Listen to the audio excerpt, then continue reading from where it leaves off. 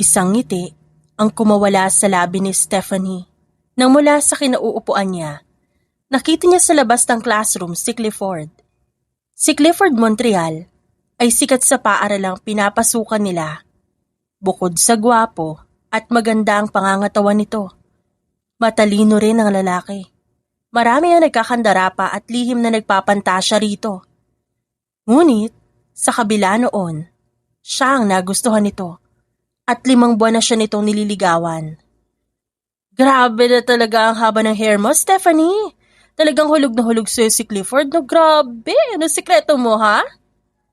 Tanong ng kaibigan niya. Nakatabi niya sa upuan. Ngumisi siya dito. Anong sikreto? Maarte niyang hinawi ang buhok at umaktong kumakaway-kaway na parang Miss Universe. Simple lang. Una, dapat maganda ka. Pangalawa, dapat matalino ka. Pangatlo, dapat ikaw si Stephanie Deo Gracia. Aniya bago sila sabay na humalakak ng kaibigan ng pabiro. At hinampas pa siya nito. Hay nako, loko ka talaga, Stephanie. O siya, sige, puntahan mo na yung bebe mo si Clifford. Baka mamaya magulat na lang ako dahil tunaw ka na sa kakatitig niyan sa'yo. Napatawa naman siya sa sinabi ng kaibigan. Bago sinukpit ang bag niya. Saka tumayo at pinuntahan si Clifford. Hey, aga mo you don't have class anymore? Tanong niya na makalapit dito. Tumango si Clifford bago nagsalita. Yes, how about you? Wala ka na bang klase? Wala na rin. Hindi raw papasok last prof namin kaya paalis na sana ako. Ganun ba? If that's the case, then can I at least drive you home? Tumango siya. Sure, no problem. Ang kaso nakapagpa-reserve na sa isang restaurant yung mga pinsan ko from other universities. Nalaman kasi nila na wala akong last subject at dun sana kami tatambay. Kahit sandali lang bago umuwi. Kung gusto mo, sumama ka na lang sa amin. Yun ay kung wala ka ng iba pang gagawin. Sasama na lang ako kung ganun. Wala naman na akong gagawin. Saad ni Clifford kaya napangiti siya. Bago tumango, saka sila umalis. Nang makarating sa restaurant, wala pa ang mga pinsan niya. Kaya naman naghintay sila ni Clifford. Ngunit makalipas ng 20 minutes, tumawag ang mga pinsan niya at nagsabing hindi na makakapunta ang mga ito. Dahil sa biglaang activity sa school. Oh my gosh, I'm so sorry Clifford, hindi na raw sila makakapunta. It's okay. Pwede namang tayo na lang muna tumambay dito para naman hindi sayang yung pagpunta natin, di ba? Napabuntong hininga siya at sumusukong tumango. Yeah. Sa bagay, you have a point. Let's just enjoy the moment. Pagsang-ayon niya, bago sila umorder ng kakainin. Matapos ang tagpong yon, nagpatuloy pa rin sa panliligaw sa kanya si Clifford. Halos araw-araw silang magkasama ng lalaki. At sa mga panahong yon, hindi niya maitatangging tuluyan ang nahulog ang loob niya dito. Sana magustuhan niya to. Isang gabi, bulong ni Stephanie sa sarili. Habang pinagmamasa ng cupcakes na siya mismo ang gumawa. Balak niyang ibigay yon kay Clifford bukas. Bago niya itutuluyang sagutin. Kinabukasan, humigpit ang hawak ni Stephanie sa manibela ng sasakyan niya. Nang pihitin niya yon palikos sa liblib na daan. Bukod kasi sa kanya, nagkataong wala ng ibang dumadaan doon. Kahit patanghaling tapat pa lang. Naku, Stephanie, ilang beses ka nang dumaan dito, di ba? Huwag mo sabihin ngayon ka ba natatakot kahit tatirik-tatirik ang araw. Pagkastigo niya sa sarili, bago mahinang natawa at nagpatuloy sa pagmamaneho. Payapa naman ang biyahe ni Stephanie. Ngunit habang nasa kalagitnaan siya ng pagmamaneho, isang sasakyan ang humarang sa harap ng kotse niya. What the hell? Agad siyang napapreno. Sa kainis na bumaba ng sasakyan. What the hell is your problem? Naputo lang sasabihin niya sana sa driver ng sasakyang humarang sa kanya. Nang makita ko sino ang driver noon. Clinton, ba't ka humarang sa dinadaanan ko? Hindi ka ba aware sa aksidenteng pwedeng mangyari dahil sa ginawa mo? Tanong niya sa driver na walang iba kundi ang pinsan ni Clifford. Naglakad ito palapit sa kanya. I am not stupid, Stephanie. Natural alam ko kung anong aksidenteng pwedeng mangyari dahil sa ginawa ko. Tumaas ang kilay niya sa narinig, bago sarkastiko nagsalita. Kung alam mo, ba't ginawa mo pa rin yon? Because that's the only thing that I can do to stop you from meeting with Clifford. Parang wala lang nasaad nito. Saka mas lalo pang lumapit sa kanya. Pansin niya rin ang pasimpleng malaswang pagpasada nito ng tingin. Sa kabuuan na siyang dahilan kung ba't nanindig ang balahibo niya. Napaatras siya. Saka ito sinamaan ng tingin. Tinatago ang kabang nararamdaman niya. At paano mo naman nalamang si Clifford ang kikitain ko? Simple lang. Sinundan ko kayo kahapon na mag-dinner kayo. Narinig ko ang usapan niyo na magkikita kayo ngayon. Nakangisi nitong sagot. What the hell? You followed us like a stalker? Sabihin mo nga sa akin, Clinton, ano ba talagang gusto mo, ha? Ba't kailangan mo kaming sundan kahapon? At bakit kailangan mo akong harangin ngayon? Naiinis na siya sa lalaki. Because I don't want you guys to be together. At bakit naman? Sino ka ba sa akala mo? At ba't ka ba nakikialam sa kung anong meron sa amin ni Clifford? Nababaliw ka na ba? Yes. Nababaliw na nga siguro ako. Nababaliw na ako dahil lahat na lang inagaw sa kanalintik na Clifford na yan. Fame, wealth, recognition, lahat na. Pati ikaw. Ikaw na babaeng gustong gusto ko, inagaw niya rin sa akin. Galit na galit ang lalaking yan. Kaya nang malaman niyang gusto kita, nagpakita agad siya ng interes sa'yo. Niligawan ka niya, kahit hindi naman ikaw ang tipo niya. He made you fall for him, Stephanie. Pinaglalaruan ka lang ng lalaking yon. Kapag nasa harap mo siya, akala mo anghel na sobrang bait. But believe me, Stephanie, sa tuwing wala ka na, iba't ibang babae ang kinakalantarin ni Clifford. He's bedding countless women behind your back. Mabilis nitong sinakop ang distansya nila. Hinawakan siya sa magkabilang braso. Napangiwi siya sa sakit nun. Nagpumiglas siya at umiling-iling. Hindi totoo yan sinasabi mo. I know, Clifford, matino siyang lalaki, hindi gaya mo. Hindi niya gagawin ng mga bagay na yan, kaya tigilan mo kami. Tigilan mo na yung kakasabi na manluloko siya dahil hindi siya yon. Ngumisi si Clinton. Ngunit alam niyang hindi nito nagustuhan ang sinabi niya. Marahas siya nitong tinulak sa kalsada kaya natumba siya. Pagkatapos no, nilapitan siya nito sa kamahigpit na pinisilang baba niya. Buisit ka talaga, no? Talaga bang ganyan katindi ang pagkabaliw mo kay Clifford? Well, kung ganun, tignan natin kung magustuhan ka pa niya pagkatapos ng gagawin ko. Saad nito. Saka malakas siyang sinampal. Mahina siyang napadaing ngunit pinilit niyang lumaban. Malakas niya itong tinulak saka siya tumayo kahit medyo nahihirapan. Go to hell, Clinton! Sigaw niya at saka tumakbo. Sasakay na sana ng kotse niya na mahuli siya nito at mahigpit na sinabunutan. Saka pupunta ha? Kala mo ba makakatakas ka sa akin? Let go of me, hayop ka, Clinton ko. Kasi isuko mo na yung sarili mo sa mental. Nababaliw ka ng hayop ka. Hinawakan niya ang kamay nitong nakasabunot sa buhok niya. Saka pinagkakalmot at pinilit tinanggal. Linti ka talagang babae ka. Nang makawala, hinarap niya si Clinton at sinapak. Sinipa niya rin ang pagkalalaki nito. Nagmura si Clinton sa ginawa niya, bago siya nito marahas at mahigpit na niyakap. Saka siya ilang ulit na sinikmuraan. Nang hina siya sa ginawa nito at hindi niya napigilan ng lalaki, nang buhatin siya nito sa kaparsahang sinakay sa kotse nito. Nang maisakay siya ni Clinton sa sasakyan, tinulak siya nito pahiga sa backseat at kinubabawan. Nagpumiglas siya, ngunit muli siya nitong sinikmuraan. Ha? Nalalaban ka pa? Malademonyo itong tumawa, saka akmang aamoy na leeg niya, nang mabilis niyang iuntog ang ulo sa ulo nito. Nagmura si Clinton. Dahil doon, saka siya muling sinampal. Buisit ka! Buisit ka din. Tignan mo kung magustuhan ka pa ng lintik na Clifford na yan kapag nalaman niya ako ang nakauna sa'yo. Malademonyong saad nito. Saka huhubarin na sana ang damit niya nang sunod-sunod niyang sipain ang pagkalalaki nito gamit ang natitirang lakas. Sumigaw ito sa galit at sakit. Kasabay noon ay narinig niya ang boses ni Clifford. Bago niya nakita ang marahas na paghila nito kay Clinton palayo sa kanya. What the hell did you do, ha? Galit nitong tanong sa pinsan. Bago niya nakita ang sunod-sunod itong pagsapa kay Clinton, na walang nagawa kundi ang magmakaawa, na itigil na ni Clifford ang ginagawa. I will make sure that you'll rot in jail, Clinton. Pagsisisihan mong binastos mo siya. Dinig niyang saad nito sa pinsan, bago siya pinuntahan at marahang pinangko. Gusto na siyang ihatid pa uwi ni Clifford, ngunit tumanggi siya at sa huli tumuloy sila sa pagpunta sa isla, kung saan sila dapat magkikita. You know what? I'm really thankful that you came to save me earlier. Kaya ko namang labanan si Clinton pero talaga mas malakas siya sa akin. Nasa gilid sila ng dalampasigan. Tahimik na pinagmamasdan ng payapang alon ng dagat. Nilingon siya ni Clifford. Saka siya nito marahang inakbayan. You don't have to thank me. Sa totoo lang nahihiya at nagagalit ako. Kamag-anak ko pa mismo ang bumastos sa'yo. You don't deserve what he did. No one does.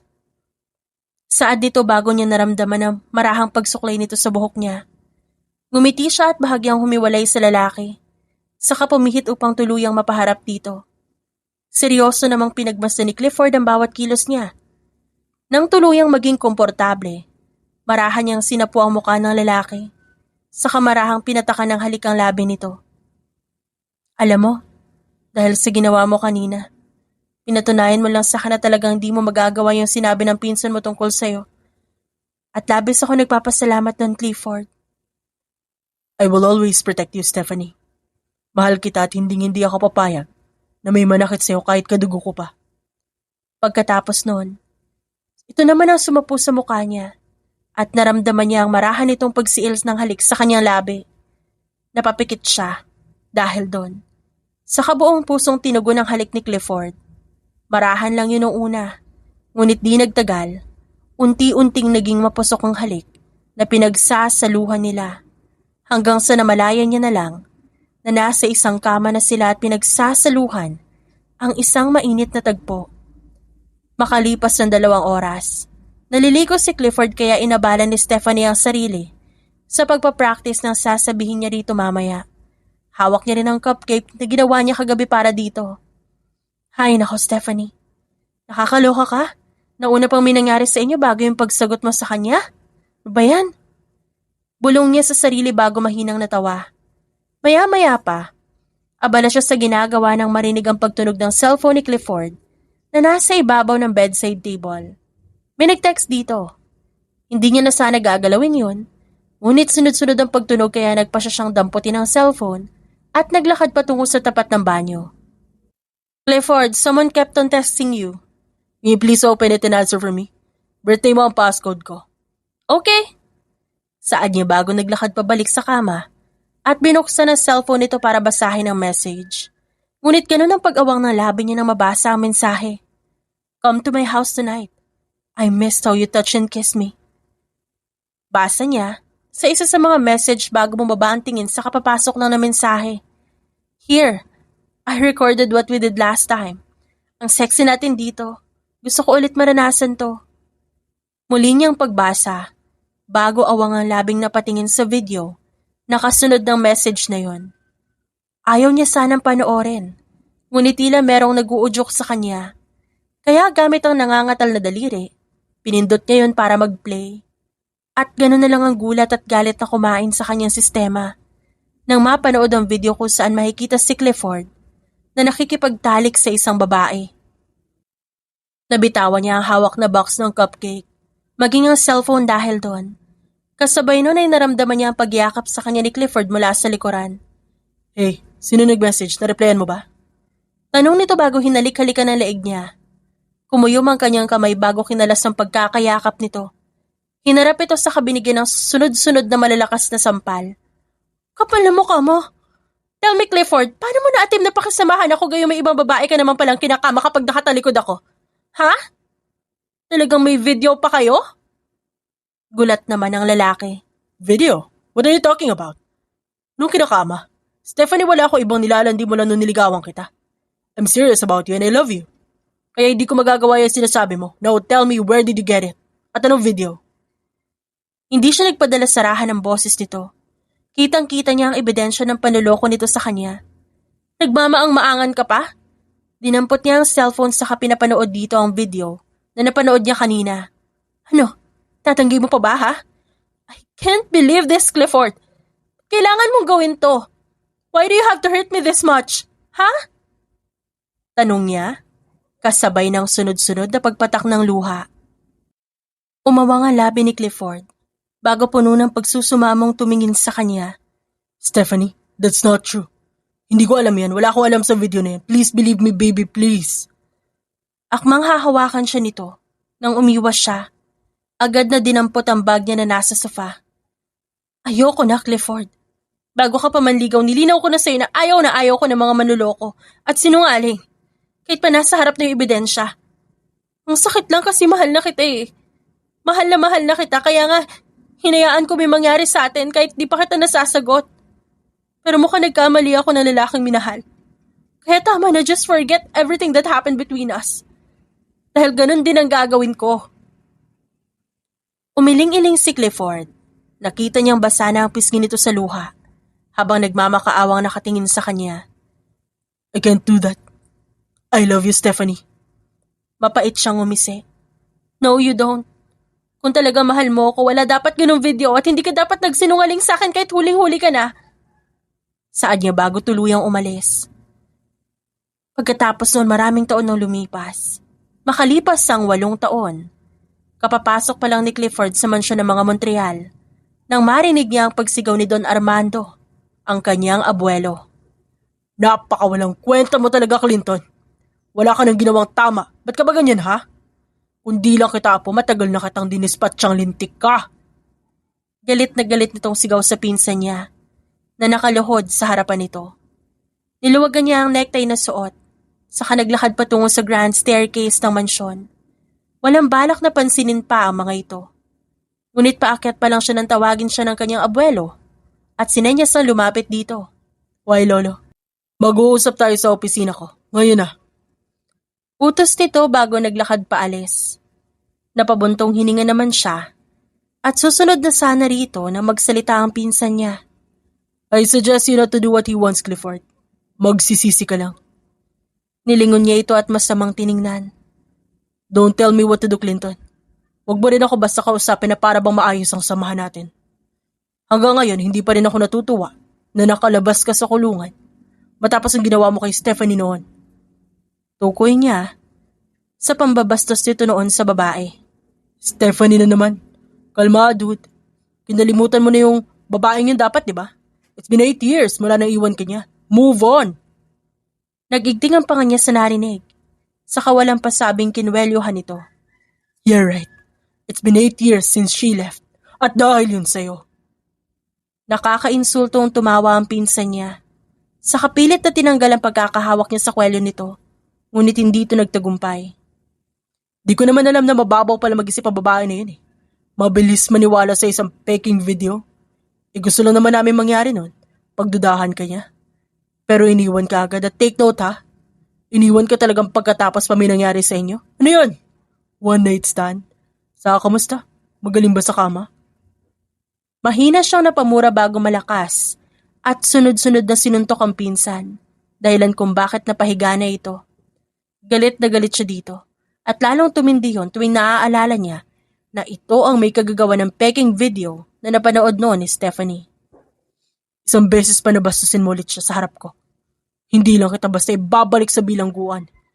Ako rin mismo ang gagawa ng paraan para mabura ka sa mundong ito, Clinton. Go on.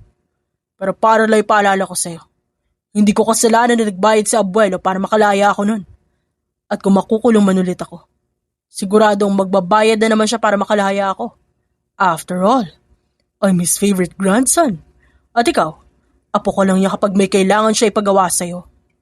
Kaya huwag ka nang magtaka. I will make you pay for everything that you've done, Clinton. Mark my words. Ngumisi ito bago nanunuyang nagsalita. Hihintay ko yung araw na yan. Pero sa ngayon, kahit na di tayo magkasundo makinig ka sa akin.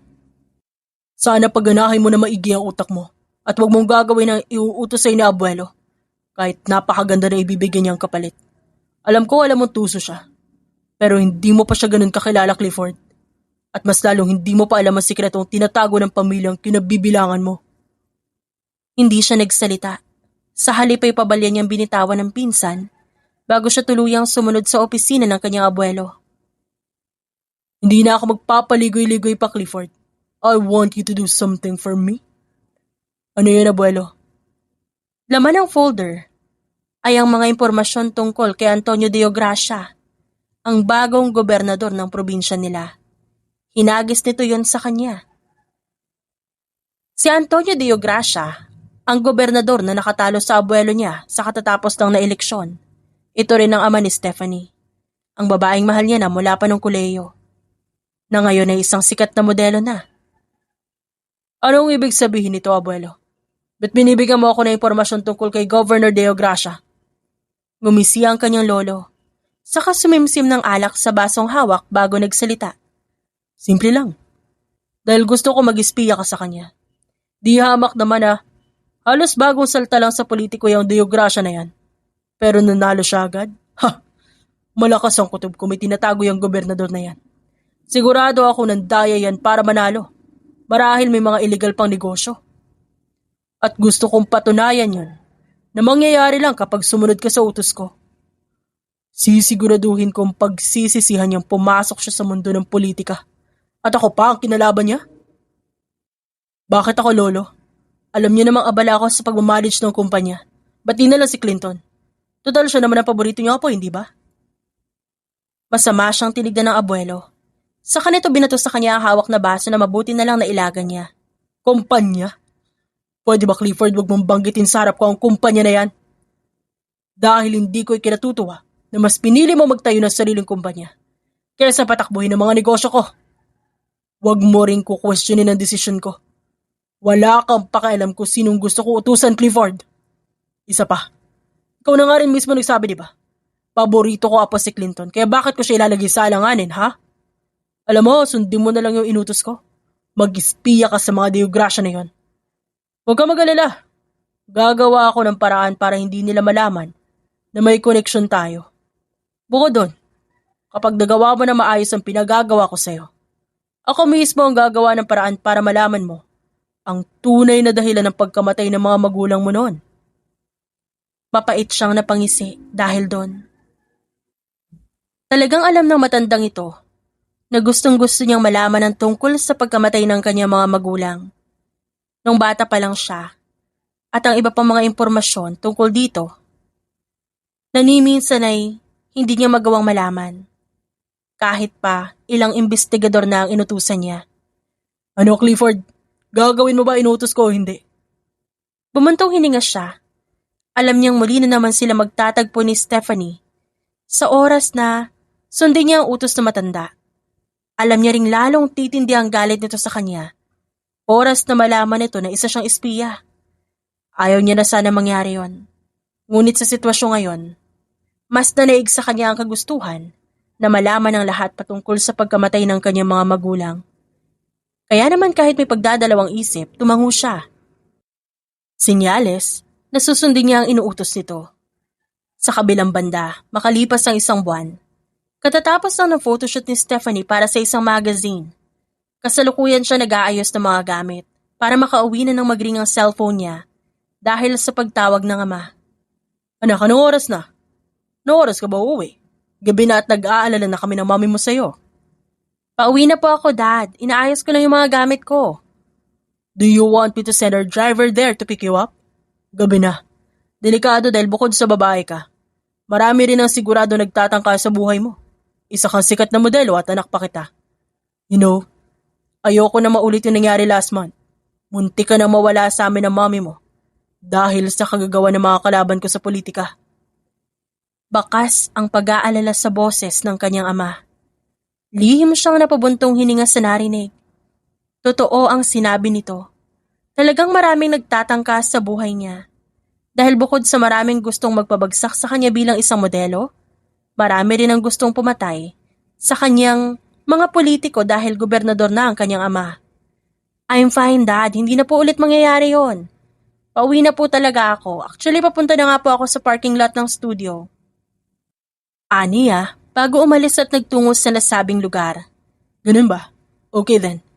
Pinasunod ko na dyan yung na-hire kong personal bodyguard mo. Kanina pa siya nariyan actually. His name is John. Take note of that.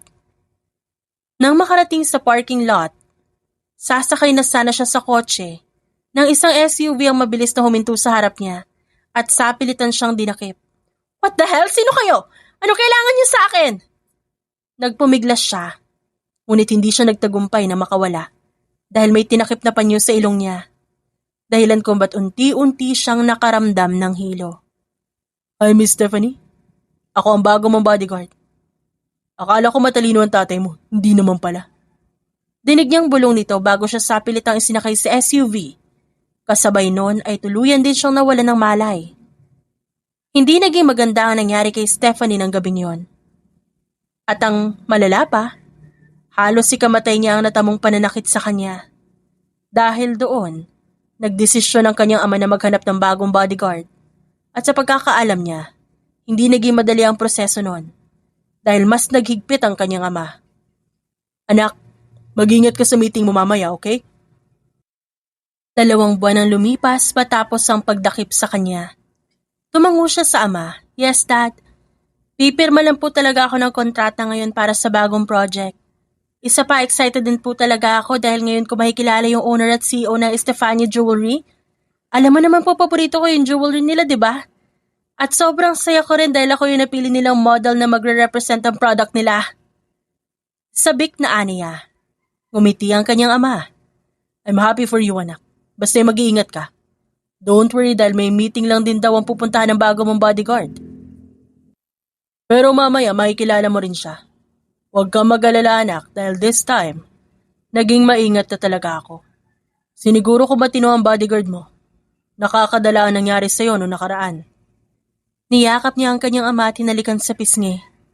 Opo, Dad, I trust you. O siya, sige na po, kailangan ko na umalis dahil baka malate na ako sa meeting. Kapag kuwan, paalam niya, na tinanguan ito. Makalipas ang kalahating oras, agad nakarating si Stephanie sa isang fine dining restaurant kung saan niya kikitain ang CEO ng Estefania Jewelry. Naroon ang personal assistant at ang manager niya, pati na rin ang sekretarya ng CEO. I'm sorry, late na ba ako? Ngumiti ang sekretarya ng CEO. No, Miss Stephanie, kararating lang din po namin. Sa ngayon po, si Mr. Montreal lang po ang hinihintay namin. Sandali siyang natigilan sa apelidong narinig. Bukod sa politikong kalaban ng kanyang ama na si Armando Montreal, 2 tao pa ang kilala niyang may ganong apelido.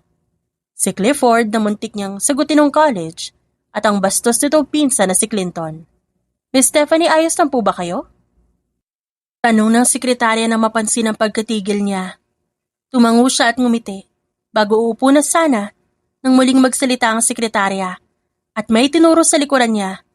Mr. Montreal is here. Wala sa sariling napalingon siya sa likuran at ganun ang pag-awang ng kanyang labi nang makita ang lalaking minsan niyang minahal. Walang iba kundi si Clifford. Naglalakad dito palapit sa kanila at ang seryoso at malamig ditong tingin ay agad na nakatuon sa kanya. Nang tuluyan nito makalapit, umupo sila. Nagsimula mag-usap tungkol sa kontrata. Pwede pa ba mag-back out? Di pa naman ako nakakapirma. Pasimpleng bulong niya sa manager na lihim lang siyang kinurot. Here's the contract, Miss Stephanie and Mr. Montreal. Pakipirmahan na lang po para makapag-proceed na tayo sa photoshoot. Inabot sa kanya ng sekretarya ni Clifford ang ballpen na nag-aalangan niya pang kinuha. Inabutan din dito si Clifford ang ballpen at agad namang pinirmahan ng lalaki ang kontrata bago siya tiningnan. Miss Stephanie, are you going to sign a contract or not? Bahagyang sumama ang tingin niya sa lalaki. Bago mabilis na pumirma, saka ito muling tiningnan ng diretsyo. It's a pleasure doing business with you. Inilahad ni Clifford ang kamay na seryoso niyang tinanggap. Matapos ang pirmahan, agad din siya nagpaalam para makauwi. Hindi na siya sumama sa PA at manager niya na mamamasyal pa daw. Nang nasa parking lot na siya ng restaurant, bubuksan niya na sana ang pinto ng kotse nang may humawak sa kamay niya mula likuran. What are you doing, huh? Pamilyar ang boses ng bumulong sa kanya. Agad siyang pumihit paharap dito at napagtantong tama nga siya ng hinala na si Clifford yon. Marahas niyang binawi ang kanyang kamay. Mula sa pagkakahawak nito, saka siya nagsalita. Anong kailangan mo? Mataray ang tono niya. Wala naman. Nagtataka lang ako kung ba't bubuksan ang kotse ko. Do you want me to take you home? Bakas ang kapilyuhan sa boses nito. Kaya masama niya itong tiningnan. Nag-iisip ka ba, natural bubuksan ko yung kotseng to dahil akin to? Tumaas ang 2 kilay ng lalaki. Saka nakangusong sinulya pa ng sasakyan bago muling binalikan tingin sa kanya. Sorry, but you're wrong, baby. Hindi sa'yo ang sasakyan na yan. Nakangising saad nito sa kanaglabas ng susi at pinatunog ang sasakyan. Napalunok siya at bahagyang nahiya, bago ay ginala ang tingin sa parking lot. Napabuntong hininga siya na makitang di kalayuan sa sasakyan ni Clifford ay ang sasakyan niyang kapareho ng sa lalaki. Don't call me baby dahil wala kang karapatan. Saad niya na lamang, upang pagtakpan ng hiyang nararamdaman, bago ito nilagpasan. Kaso hinawakan ng lalaki ang braso niya, at pasimple siyang sinandal sa sasakyan. Oops, wait, di pa tayo tapos mag-usap. Mataray niyang tinignan ng lalaki. Pwede ba, Clifford? Tantanan mo ko. Yes, may kontrata tayo. Huwag kang mag-alala, gagawin ko na maayos ang trabaho ko. Pero hanggang doon lang yun, Clifford. Pagkatapos ng trabaho ko sa'yo, gagawin ko ang lahat para hindi na ulit magtagpo ang landas natin. Ayoko na makasalamuha ka pa. I can see that you're still mad at me, even after 8 years. Yes, galit pa rin ako sa'yo. Pero mas galit ako sa sarili ko. Hinayaan ko ang walang kwentang lalaking gaya mo na lokohin ako nun. Pero huwag ka mag-alala. Kaya kong ihiwalay ang personal na buhay ko sa trabaho ko. Kaya sana ganun ka din. Mariin niyang saad sa kamarahas na tinanggal ang pagkakahawak nito sa braso niya bago siya naglakad patungo sa kanyang sasakyan. Nang makauwi, agad nagtungo si Stephanie sa opisina ng ama. Anak, mabuti at andito ka na. Katatawag lang ng bago mong bodyguard at malapit na raw siya. Saad nito nang makita siya. Ngumiti siya at umupo. That's great, Dad. Sana lang talagang matinoy ang bagong bodyguard at hindi rin basta-basta nasisilaw ng pera. Don't worry, anak. Sigurado ako maayos siya. Maya-maya may kumatok sa pinto ng opisina.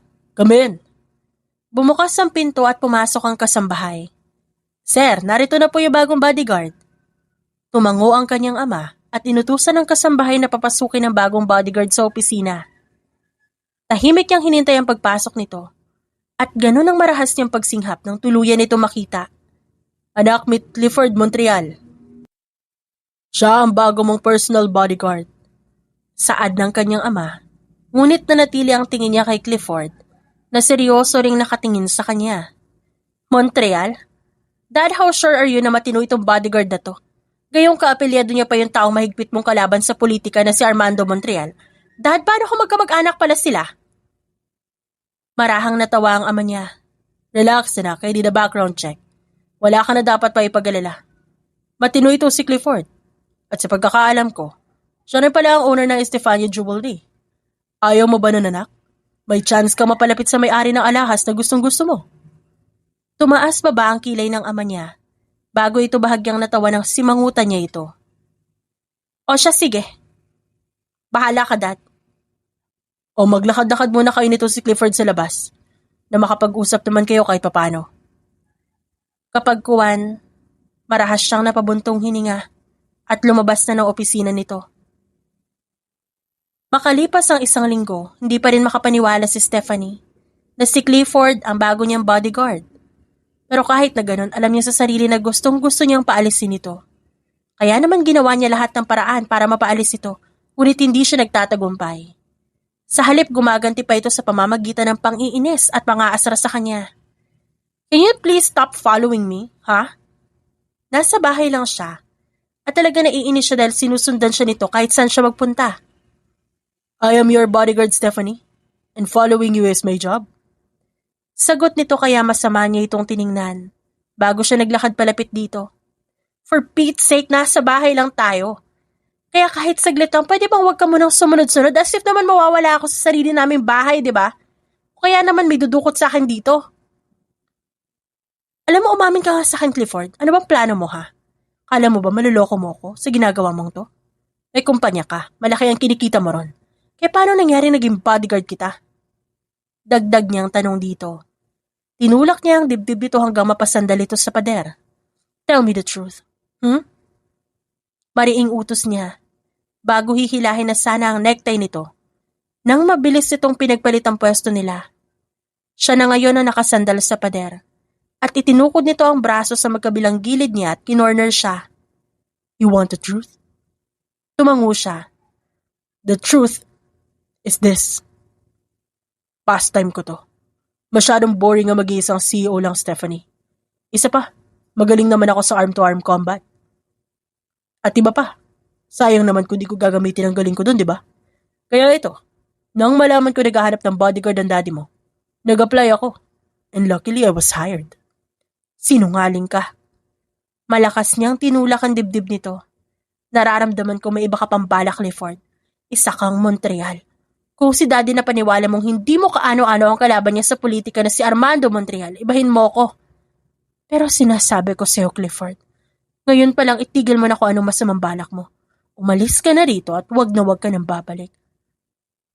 At kung kaya mo, wag ka na magpakita sa akin. Kung hindi masasaktan ng ego mo, baka pwede mo na rin i-terminate yung kontratang pinirmahan nating dalawa. Nang ganun hindi na tayo magkita pa kahit kailan. Kaya mo ba yon? Akmang itutulak niya sana ito muli at aalis na ng hawakan ito ang kamay niya at ipininid sa itaas ng ulo niya. I won't do that, Stephanie. Wala akong balak na masama gaya na iniisip mo. Like what I said, being a bodyguard is just my pastime. Isa pa, I'm a very professional businessman, baby. Kaya huwag kang umasa na ito-terminate ko ang kontratang pinirmahan natin pareho. Saad nito at pinatakan ng halikang kanyang noo at ilong. Saka siya marahang pinakawalan. Malakas niya namang sinampal ang binata matapos nun. Tigilan mo ngayong kakatawag sa akin na baby at wag mo na ulit akong hahalikan kundi mas malala pa sa sampal yung matitikman mo. Mariing aniya bago siya nagmamarcha umalis. Makalipas ang isang buwan, katatapos nang ni Stephanie tumakbo sa treadmill, nang lapitan siya ni Clifford. Pairap niyang tinignan ng lalaki. Bakit? Diba sabi ko sa'yo huwag ka lalapit masyado sa akin kung di naman kinakailangan? Nagtaas ito ng kilay at pinasadahan ng tingin ang kabuuan niya. Tanging sports bra at leggings lang ang suot niya. Sinunod ko yun. Kaya nga kita nilapitan ngayon eh. Ha? Bakit may emergency ba? May kahina-hinalang tao ba dito sa gym?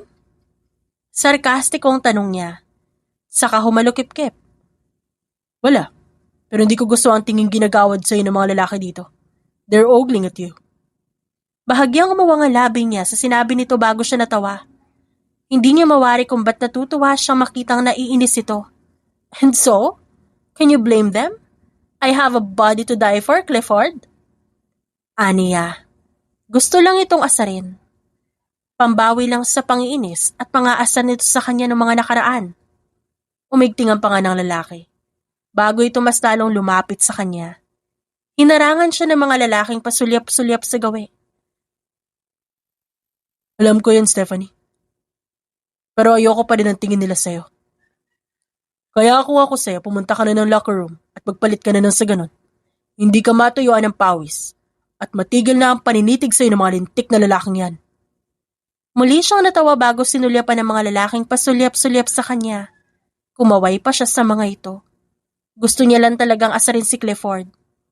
What the hell? Nilingon niya si Clifford sa kamatamis ng nginitian. Paano kung ayaw ko magpalit? Anong gagawin mo?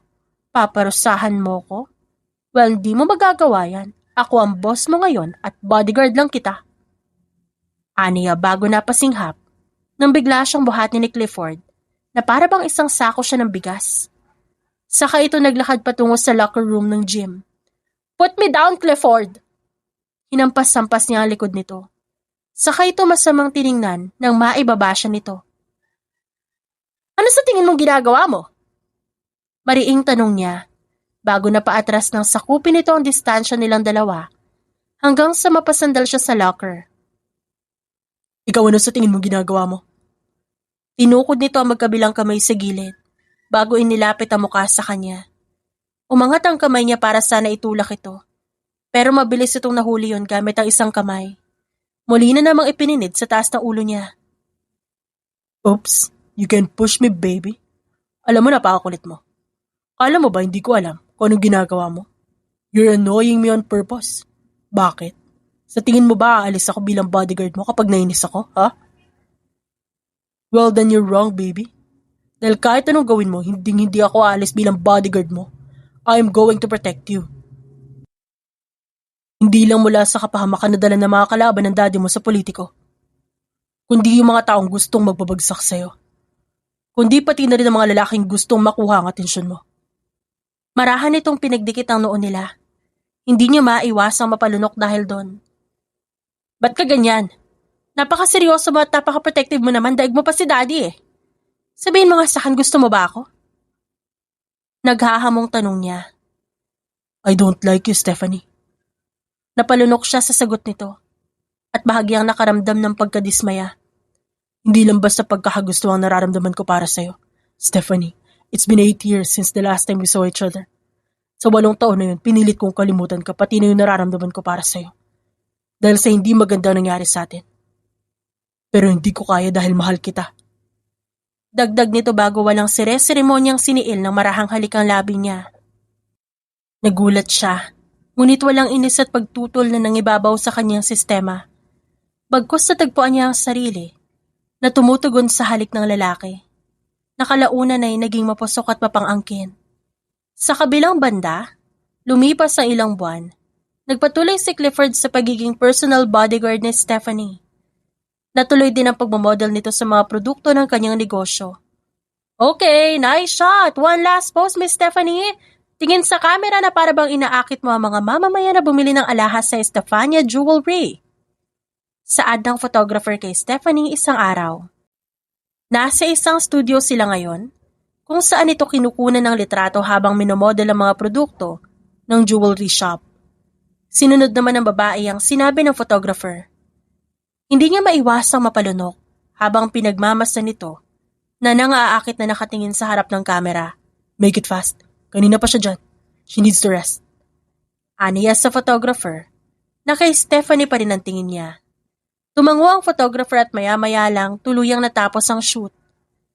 Agad siyang lumapit kay Stephanie dahil doon at inabot niya rin ito ng isang bottled water. Salamat. Uminom ito bago naupo sa kahinilot ang sintido. You okay? Masakit ang ulo mo? I'm okay. Pagod lang sa photoshoot. Tumayo ito at mukhang mag-aayos na sana ng gamit. Nang hindi sinasadyang mawalan ito ng balanse. Agad niyang pinulupot ang braso sa bewang ng dalaga upang alalayan ito at gano'n na lang ang mahina ngunit mariin niyang pagmumura nang maramdamang sobrang init nito. You're burning hot, Stephanie. Aniya sa kawalas seremonyang pinangku ito bago agad lumabas ng studio upang iuwi na ang dalaga. Pwede bang huwag ka masyado mabilis maglakad? Lalo ako nahihilo sa ginagawa mo eh. Mataray na saad nito sa kanya. Ngunit hindi niya pinansin yon. Dahil na makalabas sila ng studio, agad niya ito sinakay ng sasakyan saka sila bumiyahe pa uwi. Nang makauwi, walang ibang tao sa bahay, kundi ang mga kasambahay at ibang bodyguard. Kaya dinala niya ang dalaga sa kwarto. Saka siya nagpatulong sa mayordoma na asikasuhin ito. Nako, napakataas ng lagdat ni Miss Stephanie.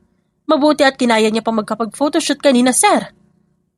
Kung alam ko lang na masama ang pakiramdam niya, nagawan ko po sana ng paraan para hindi muna siya nag-shoot ngayon. Bumuntong hininga siya at marahang kinumutan ng dalaga. Hindi alintana ang pagmamasid ng mayordoma sa kanya. Alam mo, Sir Clifford, wag niyo po sanang masamain ang itatanong ko. Pero may gusto po ba kayo kay Miss Stephanie? Pansin ko po kasi na iba po kayo tumingin sa kanya. Para bang mahal na mahal niyo siya. Tapos, alam mo, nung nakaraan kasi, ay hindi sinasadya ko narinig kayo ni Miss Stephanie na nagtatalo. Abay, narinig ko na CEO ka pala. Tumaas ang kilay niya sa narinig at magsasalita na sana nang magring ang cellphone niya. I'm sorry, kailangan ko sagutin to. Okay sir, ako nang bahala kay Miss Stephanie. Saad ng mayordoma, kaya tumango siya bago lumabas ng kwarto ng dalaga upang sagutin ang tawag ng kanyang abuelo. Clifford, ano nang balita sa pinagagawa ko sa'yo? Mukhang nasisiyahan ka sa piling ng babaeng binabantayan mo. At nakalimutan mo ang tunay na dahilan kung ba't ka nariyan. Galit na bungad ng kanyang abuelo. Abuelo, like what I said the last time you called me. Wala namang kahinahinala kay Governor Deo Gracia. Base sa naobserbahan ko, lahat ng negosyo nila legal. Wala siyang ginawang pandadaya ng eleksyon. Talaga naman, Clifford. Anong hangin ang nalanghap mo sa poder ng mga Deo Gracia At para bumabaliktad ka na yata. Alalahanin mo, Clifford. Kapag nahanapan mo ng baho ang mga deograsyang yan, tutulungan kita na makakuha ng impormasyon tungkol sa mga magulang mo kaya tuminutinu ka. Narinig niya ang ilang ulit na pagmumura sa kanya ng abuelo sa kabilang linya, kaya hindi niya napigilan ang pagkuyom ng kanyang kamay, bago walang pagdadalawang isip na pinatay ang tawag. Matapos ang tagpong yon, mas lalong naging agresibo ang abuelo na makahanap ng baho ni Governor Deogracia. Kasabay nun, ay ang unti-unting pagiging malapit nila ni Stephanie sa isa't isa. Nagpatuloy yon sa mga sumunod pa na mga linggo, hanggang sa tuluyan sila nagkaroon ng relasyon na suportado naman ang pamilya nito. Wow, bihis na bihis. Saan ang lakad natin, ma'am? Saad ng isang katulong. Lumapit naman ang lalaki. Oo nga, saan ang lakad natin, ma'am? Ngumisi si Stephanie. Well, it's my friend's birthday, sa bar gaganapin ang celebration at dahil boyfriend kita / bodyguard, you're going to come with me. Pero ayoko yung suot mo. Tukoy nito sa formal niyang suot. Tumaas ang kilay niya sa kapilyong umisi. And what do you want me to wear? Natural kung ano dapat ang suot kapag nasa bar, no?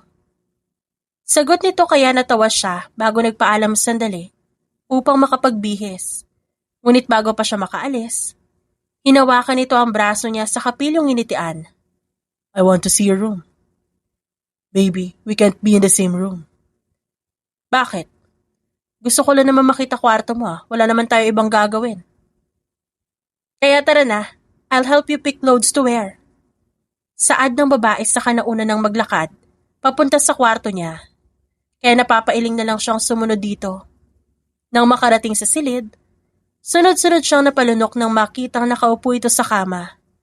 Lumihis ang suot nitong dress. Lumitaw ang makinis at mapuputi nitong hita. What kind of look is that? Maang na tanong ni Stephanie, ngunit bakas niya ang kapilyuhan sa mga mata nito. Nahihirapan siyang napaungol dahil doon nilapitan niya ang babae. Hindi napigilan ang sarili na hinalikan nito, na agad nitong tinugon. Marahan lang ang halik na pinagsasaluhan nila noong una, pero kalauna naging mapusok hanggang sa tuluyan nilang pagsaluhan ng init ng pagmamahalan para sa isa't isa. Matapos ang tagpong yon, mas naging maayos ang kanilang relasyon. Ngunit makalipas ang isang buwan, unti-unting nagkaroon ng lamat ang relasyon nila. Kasabay pa nun ang problemang dumating sa buhay politiko ng kanyang ama. I am just asking you, Clifford, sino yung kausap mo kanina at ba't pinag-uusapan niyo yung daddy ko? Mariing tanong niya, isang gabi sa lalaki. That's nothing, Stephanie. Mali ang pagkakarinig mo. Sige na, bumalik ka na sa kwarto mo at magpahinga na. Pwede ba, Clifford, don't make me look stupid? Malinaw na malinaw ang narinig ko, pinag-uusapan niyo si daddy. Ba't kailangan niyong gawin yun? Sabihin mo nga sa akin, are you spying on him, huh? I am not. Tanggi nito. Ngunit kasabay nun, ang pagtunog ng cellphone nito na nasa bedside table. Sabay silang napatingin doon. Ngunit inunahan niya ito sa pagkuha. Bago sinagot ang tawag, saka pinindot ang loudspeaker. Clifford, ano nang balita? Nahanapan mo na ba ng baho ang gobernador na yan? Ayos-ayusin mo, talagang malilintikan ka sa akin. Kapag di mo nagawa na maayos ang trabaho mo. Dahil bukod sa hindi ko ibibigay ang gusto mo, sisiguraduhin ko rin pahihirapan ko ang anak ng Deogracia na yan na siyang kinababaliwan mo. Saad ng nasa kabilang linya, na alam niyang si Armando Montreal. Pamilyar kasi sa kanya ang boses nito. Inagaw sa kanya ni Clifford ang cellphone at pinatay ang tawag. Siya naman ay galit na aalis na sana sa kwarto nang hawakan nito ang braso niya. Let me explain, baby. Explain? How can you explain that, huh? Hindi lang ako niloko mo, Clifford, pati pamilya ko, lalo na si Daddy. Alam mo, akala ko nagbago ka na, pero hindi pa rin pala. Dahil hanggang ngayon, manluloko ka pa rin. Galit niyang saad, bago marahas na tinanggal ang pagkakahawak nito sa braso niya. Saka siya tuluyang umalis. Nang makalabas ng kwarto ni Clifford, nakasalubong niya ang kanyang ama na papunta naman doon. Bakas sa mukha nito ang galit. Dad, what's wrong? Hindi siya nito pinansin at sa halip ay nilampasan siya. Lintik kang lalaki ka! Galit na sigaw ng ama niya kay Clifford na sumunod pala sa kanya. Nilingon niya ang mga ito at nakita kung paano napaatras si Clifford nang sapakin ito ng kanyang ama. Pinagkatiwalaan kitang hayop ka. Tas malalaman ko espiya ka ng Armando na yon. I'm sorry, sir. Hindi natapos ni Clifford ang sasabihin. Nang muli na naman itong sapakin ng kanyang ama. Lumayas ka dito sa pamamahay ko. Wag na wag mo nang kakausapin pa ang anak ko. Kinahihiya ako, nagtiwala ako sa gaya mo. Galit na sigaw ng kanyang ama. Nabigong sinunod ng lalaki. Sa kabilang banda, makalipas ang ilang oras, isang mura naman ang pinakawalan ni Clifford nang maramdaman ng malakas na pagsapak sa kanya ng kanyang lolo. Anong kapalpakan itong ginawa mo, Clifford? Kala ko ba hindi ko malalaman na ikaw ang dahilan kung ba't nalaman ng Deograsya na yun na may koneksyon tayo? Nababaliw ka na ba? Hindi mo ba alam na pwede ako mapahamak sa ginawa mo? Alam mo ba ang pwedeng mangyari, ha? Of course I know. Hindi mapigil ang galit na sigaw niya. Natahimik ang kanyang abuelo, saka sarkastikong umiti. I know the consequences of my actions, abuelo. Pero gusto kong malaman mo na hindi ko pinagsisihang. Ako ang lihim na nagpaalam kay Governor Deograsya na may koneksyon tayo. Alam mo kung bakit? Dahil sawang-sawa na ako. Kala niyo ba hindi ko malalaman na ikaw ang dahilan kung ba't hindi ako nakakakalap na impormasyon tungkol sa mga magulang ko, ha? Akala mo ba hindi ko malalaman na isa ka sa naging person of interest sa pagkamatay nila? Ha? Totoo yon. Habang nasa poder siya ng mga Deograsya, pansin niya ang kahina-hinalang kilos ng kanyang abuelo. Bukod sa gigil na gigil itong mahanapan ng baho ang daddy ni Stephanie, ilang beses din ito nagsalita ng hindi magaganda tungkol sa mga magulang niya. Kaya naman lihim niya itong pinaimbestigahan at doon niya nalaman ang lahat ng mga sinasabi niya. Ano naman ngayon? Kung naging person of interest ako sa pagkamatay nila, para lang ay paalam ko sa'yo. Wala akong pakialam sa mga magulang mo. Lalong-lalo na sa ama mo. Alam mo kung bakit? Hindi ko naman talaga anak yon. Hindi Montreal ang tatay mo at hindi ka rin Montreal. Nabato siya sa narinig at bahagyang umawang ang labi. Just so you know, Clifford, isa lang ang anak ko at yun ay ang ama ni Clinton. Ang ama mo ay anak lang ng kasambahay pero kinupkup ko siya at tinulungan. Nung tumanda at nagkapamilya, hirap na hirap ang nanay ni Clinton na magbuntis. Noong mga panahon na yun, pinagbubuntis ka ng nanay mo. Gustong gusto ko na ng apo, kaya nang isilang ka, sinabihan ko agad sila na gusto kitang ampunin. Ang sabi ko, pambawi na lang sa ama mo, dahil sa lahat ng naitulong ko sa kanya. Pero ayaw niya. Nagsimula rin siya sa pagsuway sa mga utos ko, at paulit-ulit ako napahamak dahil doon. Kaya naman nagpasya ako, tapusin na siya pati ang nanay mo. Pagkatapos pinalabas kong aksidente ang lahat, saka kita'y nampon. Yun ang buong katotohanan, Clifford. Pinagamit ko lang sa iyo ang apelido ko, pero hindi kita kaano-ano. Ano, kontento ka na ba? Kumuyom ang kamao niya bago walang pasabing kinuwelyuhan ito sa kanya ito pinagsasapak. Napakasama mo! Galit niyang sigaw bago susuntukin na sana ito. Nang marinig niya ang pagdating ni Clinton upang awatin siya. What the hell are you doing, Clifford? Bakit mo sinasaktan si abuelo? Isa ka pa! Alam niyo, bagay na bagay talaga kayong magsama, maglolo. Pareho kayong mga demonyo. Ito ang tandaan yung dalawa. Hindi ako mananahimik, gayong alam ko ng buong katotohanan. I will make sure that you guys are going to regret what you did. Sa kabilang banda, isang gabi na alimpungatan si Stephanie. Naramdaman niyang tila may humahalukay sa sikmura niya. Nagtungo siya sa banyo at doon dumuwal. What the hell is happening with me? Ilang araw na kasing nangyayari sa kanya ang ganong tagpo. Hindi niya maiwasang mabahala dahil doon. Maya-maya, napabuntong hininga siya bago bumalik sa kama. Saka binuksan ng cellphone niyang tumunog. Last photoshoot for Estefania Jewelry tomorrow. Pagbasa niya sa text ng PA, napahilamos siya sa sariling muka. Am I ready to see him again? Pagod niyang bulong sa sarili. Tinutukoy niya si Clifford, na hindi niya pa muling nakikita mula nang paalisin ito ng daddy niya. Sigurado kasi siyang manunood ito sa photoshoot bukas. Kinabukasan, padilim na nang matapos ang photoshoot. Lalabas na sana siya ng studio nang humarang si Clifford sa dinaraanan niya. What do you think you're doing? Malis ka sa harapan ko. Pwede ba tayo mag-usap? Bakit? Ano pa dapat natin pag-usapan? Marami, Stephanie. Alam ko hindi ka na nagtitiwala sa akin dahil sa nangyari. But I want to tell you the truth. Sana pagbigyan mo ako, please. Truth? Bakit? Sa tingin mo ba talaga magagawa ko pa maniwala sa'yo, ha? After everything that you've done? Sarkastikong tanong niya. Bago akmang aalis na mabilis siya nitong yakapin. Sabay silang umupo. Kasabay nun ay ang sunod-sunod na pag-alingaw ng putok ng baril. What the hell was that? Naramdaman niya ang pahigpit na pagyakap sa kanya ni Clifford. Tila pinoprotektahan siya sa mga putok ng baril na hindi pa rin tumitigil. Nang tumigil ang putukan, inalalayan siya ni Clifford saka sila sabay dahan-dahang lumayo sa studio. Nasaan na yung modelo? Harapin niyo! Barilin niyo!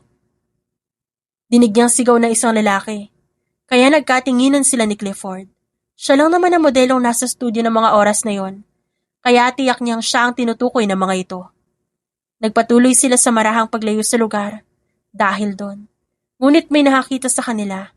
Agad silang tinuro dahilan kung ba't mabilis silang tumakbo palayo hanggang mapadpad sa isang talahiban. Nasaan na tayo? Tanong niya kay Clifford. Wala na kasing masyadong dumadaan sa kinaroroonan nila. I don't know. Kailangan nating tawagan si Dad. Aniya bago kukunin na sana ang cellphone sa shoulder bag ng isang van na nakita nila papalapit sa gawin nila. Muli silang tumakbo ni Clifford, ngunit naharang sila ng van. Mula roon lumabas ang armadong lalaki na agad silang tinutukan ng mga baril.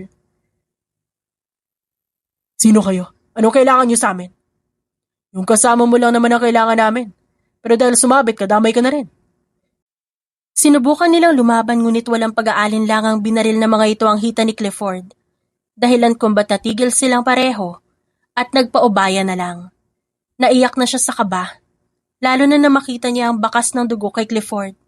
Napapikit siya bago pumunit ng konti sa suot niyang dress.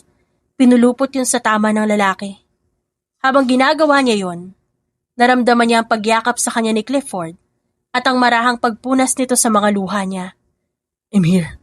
Don't worry, hanggat kasama mo ako. Sisiguraduhin ko hindi ka nila masasaktan. I promise you that. I just hope that my dad will find us. Sana lang.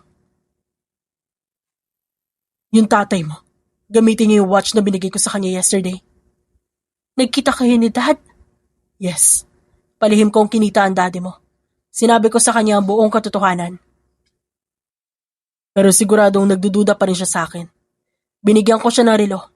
May tracking device na konektado sa singsing na binigay ko sa'yo. Hindi sinabi sa akin ni Dad ang tungkol dyan. I told him not to. I know this is not the right time, but please, please, please. Give me a chance.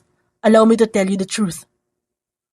Mahinang nagpasalamat sa kanya si Clifford bago nagsimulang magkwento. At nang matapos ay hindi maiwasang maiyak ng babae dahil sa halo-halong emosyong nararamdaman niya. I'm sorry, Clifford. Hinalikan ni Clifford ang kanyang noo. It's fine. Naintindihan kita. Hoy, tama na yung drama yung dalawa. Bumaba na kayo. Pagkatapos nun, marahas silang tinulak palabas ng van ng mga kasama nito. Saka sila kinaladkad papasok sa isang abandonadong gusali, kung saan agad nilang nakita si Armando Montreal at ang apo nitong si Clinton na nakangising naghihintay sa kanila. Mabuti naman at nadala niyo yung dalawang yan dito. Saad ng matanda bago sila pinaupo sa sirang upuan. Wow, talaga naman Stephanie. 8 taon na lumipas pero talagang ang ganda at sexy mo pa rin ha. Puna ni Clinton na malaswang nakatitig sa kanya. Masama niyang tinignan ng lalaki at mariing minura. Aba, masyado ba tapang to babaeng to? Walang duda kung ba't kinababaliwan ni Clifford. Malademonyong tumawa si Armando. Saka siya nilapitan at akmang hahawakan sa braso nang mabilis itong itulak ni Clifford. Don't you dare lay your fingers on her! Galit nitong sigaw. Ngumisi ang matanda, ngunit alam niyang hindi nito nagustuhan ang ginawa ni Clifford dahil sinenyasin nito si Clinton at ang mga tauhan nito na hawakan silang dalawa. Masyado ko nakabakod sa babaeng to, Clifford, pero sige, nalayo mo siyang pahawakan sa amin. Ikaw na lang ang hahayaan namin magsawa, kakahawak sa kanya. Saad ni Clinton bago binuksan ang attache case na nasa isang mesa at kumuha roon ng isang syringe at maliit na bote na alam niyang droga ang laman. Matapos nung nilapitan sila nito at akmang ituturok na sa kanila ni Clifford ang syringe na may droga, nang marinig nila ang tunog ng papalapit na police mobile at ang sunod-sunod na pagputok ng baril. Naging mabilis ang pangyayari.